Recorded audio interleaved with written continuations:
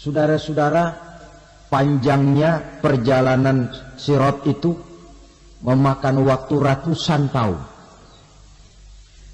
Tetapi orang yang lewat di atas Sirat pun macam-macam, bergantung amalannya ketika di dunia ini. Ada yang lewat di atas Sirat itu kalbarkil khatib, seperti kilat yang menyambar, lep, sudah sampai dia di surga. Cepat bukan main. Ada yang lewat di atas Sirat itu seperti orang lari-lari. Ada yang lewat di atas Sirat itu seperti orang jalan biasa. Ada yang sambil merangkak, ada yang sambil ngesor, ada yang sambil gelayutan.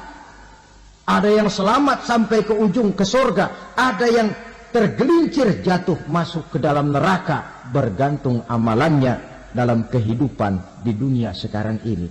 Tiap kita akan melewati yang namanya Sirat ini. Saudara-saudara kaum muslimin yang saya hormati, dengan demikian mereka yang selamat melalui Sirat sampai ke terminal akhir surga, mereka yang ketika dihisab ternyata banyak kejahatannya daripada kebaikannya, mereka singgah di dalam neraka. Nah, adapun orang-orang yang beriman menurut ayat Quran dan hadis Nabi itu nanti ada bermacam-macam. Ada orang beriman itu yang dimasukkan surga.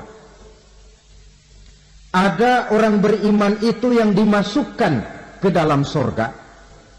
Ada orang beriman itu yang disebut penduduk surga. Kenapa lain-lain, Pak? Karena waktu di dunia amalannya juga lain-lain. Ada orang beriman yang masuk surga. Ini paling murah tiketnya. Mau masuk surga? Kata Nabi begini, ma min abdin qala la ilaha illallah thumma mata ala dhalik illa dakhala al-jannah.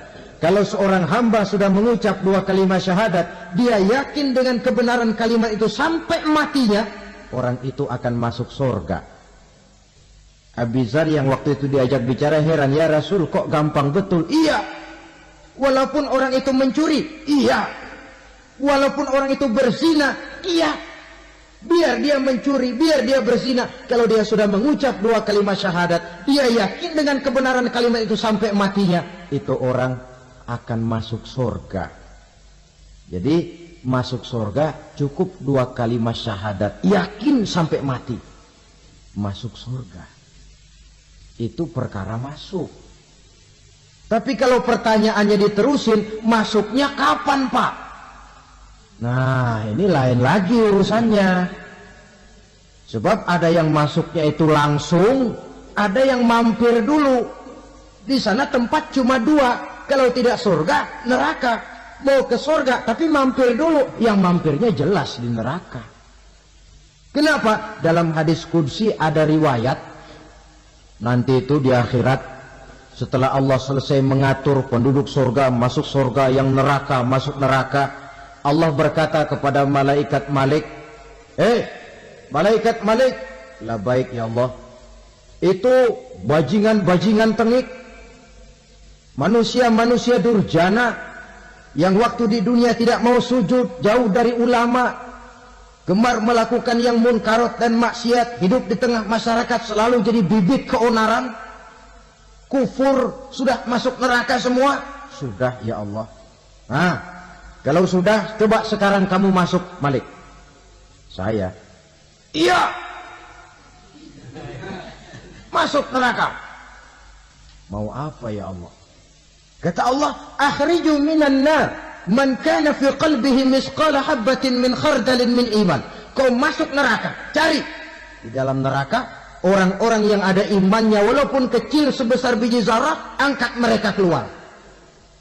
Masuk malaikat Malik ke neraka, cari orang yang ada imannya, korek-korek. Ya repot, udah pada gosong. Yang ada imannya diangkat ke atas, yang ada imannya diangkat ke atas. Lalu dimandikan di Nahrul Hayat, namanya sungai kehidupan di akhirat nanti. Cakep lagi rupanya, bersih lagi wajahnya, apel di hadapan Allah. Kata Allah, bagaimana mas? Kapok nggak sampean?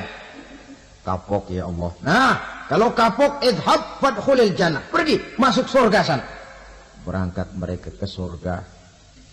Ketemu sama teman-temannya yang udah sampai lebih dulu, yang nggak pakai mampir lagi. Terjadi dialog. Kata teman-temannya yang udah pada nyampe duluan, mas, iya, emang baru sampai? Oh, saya baru sampai. Memang mampir di mana dulu mas? Kita sudah lama sampai di surga. Saudara buka surah Al-Muddatsir ayat 34-35. Ma salakakum fis saqar? Kenapa kamu mampir di neraka Saqar? Qalu lam nakum minal musallin. Mereka menjawab, kami mampir di neraka Saqar mas, gara-gara dulunya kami waktu di dunia tidak pernah sholat. Tidak pernah sholat? Tidak pernah. Kan rumahnya dekat masjid, cuma dekat doang mas. Sholat mah enggak saya. Nggak pernah ngasih makan fakir miskin, nggak pernah hadir di majelis taklim, pendeknya nggak pernah melakukan kebajikan, maka saya pun mampir di neraka Saqar. Untung betul saya punya iman mas, sedikit. Waktu hidup di dunia dulu saya pernah mengucap 2 kalimat syahadat, sekali-kalinya waktu mau kawin. Masya Allah. Untung saja kawin, kalau nggak kawin polos.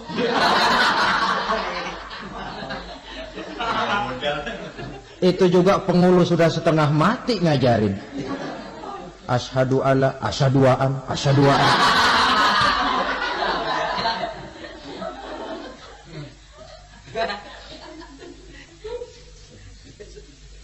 Ini namanya masuk surga, ada mampir dulu.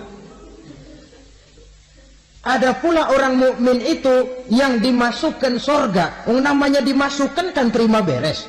Saya masuk ke rumah, jalan sendiri, cari tempat sendiri. Saya dimasukkan ke dalam rumah, terima beres. Pokok ada di dalam, itu dimasukkan namanya. Nggak pakai mampir.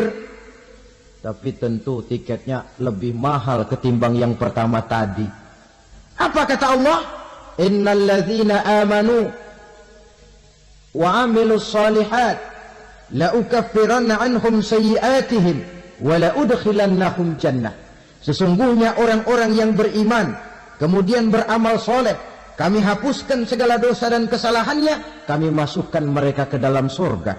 Lihat ayatnya, Allah yang memasukkan, kita yang dimasukkan. Tidak pakai transit, tidak usah mampir. Cuma tidak cukup syahadat, tidak cukup amanu, tapi diiringi dengan wa amilus shalih. Iman, amal. Tidak cukup syahadat, lalu dibuktikan dia sholat, dia zakat, puasa, lalu dia melakukan berbagai macam kebajikan. Ini yang menyebabkan dia tidak pakai mampir di tempat yang bernama Saqar. Lalu ada pula orang mukmin itu yang disebut penduduk surga. Wah, ini sudah VIP ini. Ashabul jannah, penduduk surga. Siapa mereka? Kata Allah, innal ladzina amanu summa istaqamu fala khaufun 'alaihim wa la hum yahzanun ulaika ashabul jannah hum fiha khalidun. Sesungguhnya orang-orang yang beriman lalu istiqamah, tetap dalam melaksanakan perintah Allah, tidak goyah, tidak labil tapi stabil, istiqamah, mereka tidak takut dan tidak bersedih hati. Merekalah penduduk surga. Iman, istiqamah. Tidak punya duit sembahyang, banyak duit sembahyang, miskin sembahyang, kaya tetap sembahyang, istiqamah. Kadang orang kalau susah rajin ke masjid, banyak duitnya ngelihat masjid melengos. Itu yang dibilang waktu miskin hamba Allah, setelah kaya jadi hamba harta. Bergeser, tidak ada nilai istiqomahnya. Saudara-saudara, Dengan begitu penduduk neraka itu dua. Ada penduduk permanen, ada penduduk yang semi permanen. Yang semi permanen orang-orang beriman yang mempunyai dosa besar. Mereka masuk ke neraka untuk menerima azab sesuai dengan dosanya. Bila selesai masa azab itu, mereka akan diangkat untuk ditempatkan kembali ke dalam surganya Allah Subhanahu wa ta'ala. Nah, dikala itulah saudara-saudara, ada yang disebut syafaat dari Rasulullah Sallallahu Alaihi Wasallam. Tapi tentu jangan lupa, syafaat ini ibarat kain menambal dia. Kita punya kain bolong-bolong sedikit, syafaat yang menambal. Sholat kita ada kurang dikit, sedekah kita ada campur riak dikit, amalan kita ada tidak karena Allah dikit, kita berharap syafaat.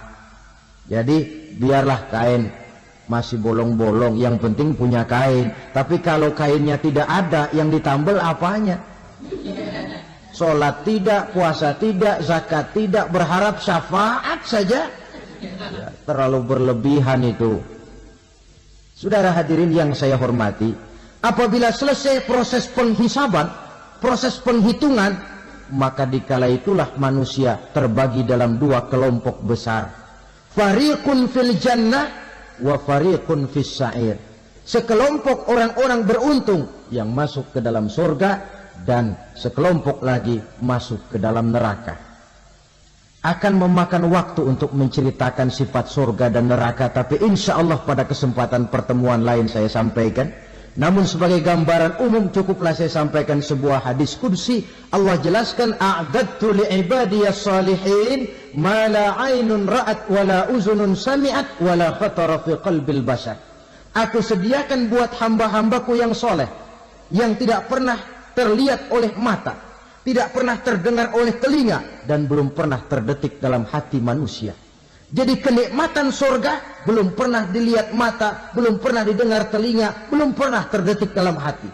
Pedihnya azab neraka belum pernah terlihat mata, belum pernah terdengar telinga, belum pernah terdetik dalam hati. Saudara hadirin yang saya hormati, oleh karena itu sebagai uraian akhir daripada kiamat ini, marilah sama-sama kita memanfaatkan hidup dengan sebaik-baiknya, supaya jangan timbul penyesalan di hari kemudian nanti. Mudah-mudahan kita seluruhnya diselamatkan Allah dari azab neraka dan mendapat surga dan ridhonya. Sekian dan demikianlah pertemuan kita kali ini. Terima kasih banyak atas segala perhatian. Mohon maaf atas segala kekurangan. Usikum wa nafsi bitaqwallah. Wassalamualaikum warahmatullahi wabarakatuh.